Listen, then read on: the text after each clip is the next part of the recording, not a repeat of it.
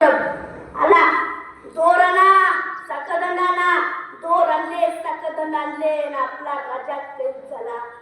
स्वराज्याच्या छाव्याला सकदंडात बांधण्यात आलं आणि औरंगजेबाने पहिला फतवा काढला तो म्हणजे संभाजी महाराजांना उंटाला उलट बांधायचा. आणि तसंच संभाजी महाराजांना उंटाला उलट बांधण्यात आलं. बरोबर निघाली दिंड त्या उंटाकडे कोणतरी जायचं, उंटाची शिट्टी पिरगायचं, तो उंट तया तया नाचायचा, अंगात घातलेले सकदंड जागोजाग उठायचे, बोचायचे, रक्त बंबाळ करायचे, रक्ताने माखलेला देह. आणि औरंगजेबाने दुसरं फरमान टाकलं होतं, आतापर्यंत राजा राज वस्त्र घालून फिरला असेल, आता त्याला गुदुष्की कपडे घाला. ज्या राजानं आयुष्याचं सह्याद्रीचं सौंदर्य बघितलं, जो राजा आयुष्यभर रुबाबात फिरला, त्या राजाला गुदुष्की कपडे घालण्यात आली. आणि झालं कुणीतरी यायचं, संभाजी महाराजांच्या अंगावर तलवारनं नक्षी काढून जायचं. रक्त रक्त रक्ताने बंबाळला देह, पण राजा झुकला नव्हता, राजा वाकला नव्हता. कोणासाठी? तर ही माझी तरुण पिढी अभिमानानं स्वाभिमानानं उभी राहावी आणि केवळ केवळ या भूमिकेसाठी झालं.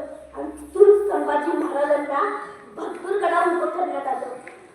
औरंगजेबानं संभाजी महाराजांना बघितलं, उठला, खाली उतरला आणि गुडघे टेकून बसला आणि म्हणायला लागला, या खुदाचा आभार मानून म्हणाला, ए हुजूर, रेहमदल्ली से देखने के लिए मेरा सपना था वो मेरे सामने खड़ा किए.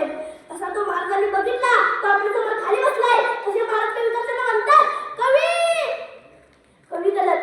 संभाजी महाराजांचे मित्र कसा असावा, तो कवी कर्जनसारखा असावा. हो बघा ना, संभाजी महाराजांबरोबर उभारले, संभाजी महाराजांना सकदंड बांधले आणि महाराज कवी कशाला म्हणतात, कवी आहात आपण. या प्रसंगावर तो खाली बसला, या प्रसंगावर एका शिस्तीचा कविता. कवी कशाला प्रश्न पडतो, मरणाचा प्रसंग आहे, महाराजांना सकदंड बांधले आणि तरी म्हणतात शिस्तीची कविता. काय राजा आहे, कवी कसं म्हणतात, हो हो राजन. मग महाराज म्हणतात, मग म्हणा की. कवी कसं म्हणतात, राजा तुम और राजा क्या खूब लेने और जंग दे दे तुम्हाला तेज तक तेज तर औरंग. और राजा तुम्ही काय लढला जंग, तुमचे ते शौर्य, तुमचे ते धैर्य, तुमचा दंपऱ्यातला मुकुट. औरंगजेब सुद्धा स्वतःच्या सिंहासन सोडून तुमच्या समोर गुडघे टेकून बसलाय.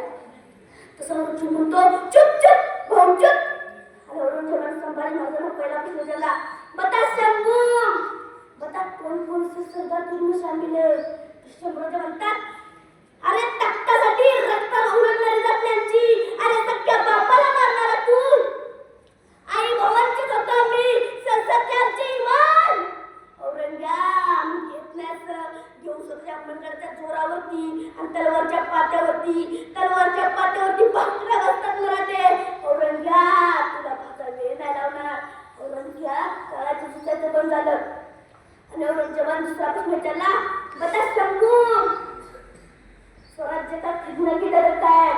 शंभूराजे म्हणतात, हा सह्याद्री, हाच आमचा खजिना, तू घेतलास आमचा खजिना, आम्ही घेतल्याचं, घेऊन सुद्धा त्या सामर्थ्यावरती. आणि औरंगजेब म्हणतो, चुप चुप सुनने के मुझे बेजा.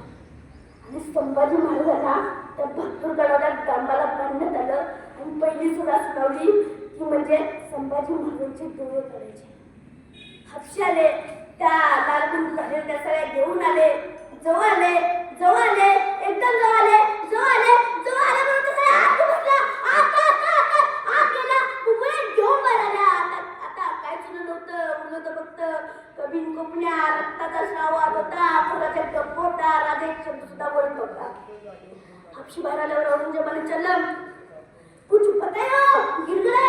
तो हापशी म्हणतात, ना कुछ बताता है, ना कुछ गिरता है, खाली गाली दे रहे ओ कुछ सुनने के दिमाग.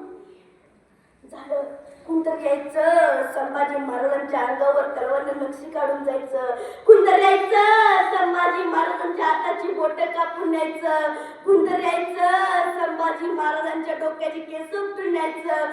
कोणतरी यायचं, संभाजी महाराजांच्या गुडघ्याच्या वाट्या काढून न्यायचं.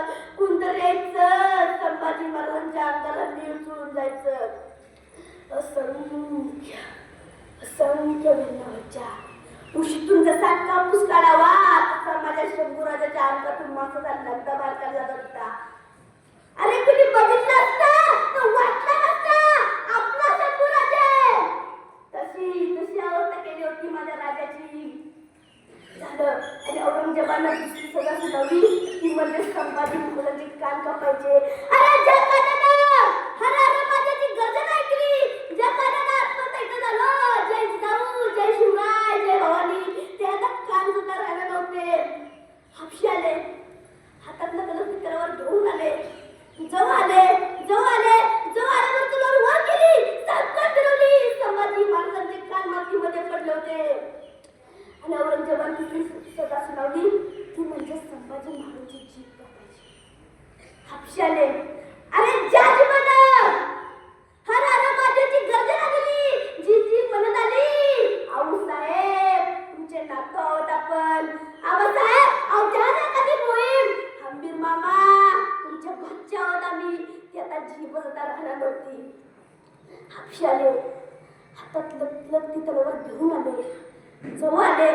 संभाजी महाराजांचं तोंड उघडण्याचा प्रयत्न केला पण संभाजी महाराजांचं तोंड उघडना. संभाजी महाराजांचं तोंड उघडण्याचा प्रयत्न केला पण संभाजी महाराजांचं तोंड उघडना. अरे कसं उघडणार? सिंहाच्या दगडात घालून हात वरती दात यांच्या उकात सांगत शंभूराजा कसं उघडणार त्याचं तोंड. मग हापशीने युक्ती सुचवली. संभाजी महाराजांचं नाक दाबलं. नाक दाबल्यामुळे श्वास गुदमरला.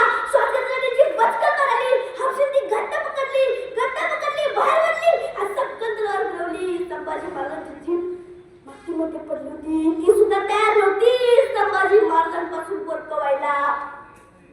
झालं आणि औरंगजेबानं शेवटची सजा सुनावली ती म्हणजे संभाजी महाराजांची गर्दन कलम करायची.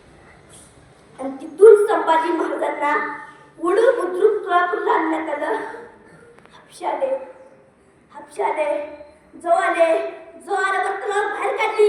सपकन फिरवली. संभाजी महाराजांची गर्दन मातीमध्ये पडली होती पण संभाजी महाराजांची मान मात्र ताटच होती. अखेरेस आपल्या अनमोल देहाचे तुकडे करून घेतले पण आपला हिंदू धर्म टिकवून ठेवला. असा जर धर्मवीर छावापणाच्या पोटी जन्माला आला असेल तर तो फक्त आणि फक्त छत्रपती शिवाजी महाराजांच्या पोटी जन्माला आला. हर माझे बाबा सुटला. मोगलांच्या कपाळी घात सुटला. मराठ्यांच्या धडकच्या समोर तलवारी. मोगल परती माघारी. राजे तुम्ही अजून 10 वर्षे जगला असता तर मोगलांची कपाळी भगवान लावला असता. मोगलांची कपाळी भगवान लावला असता.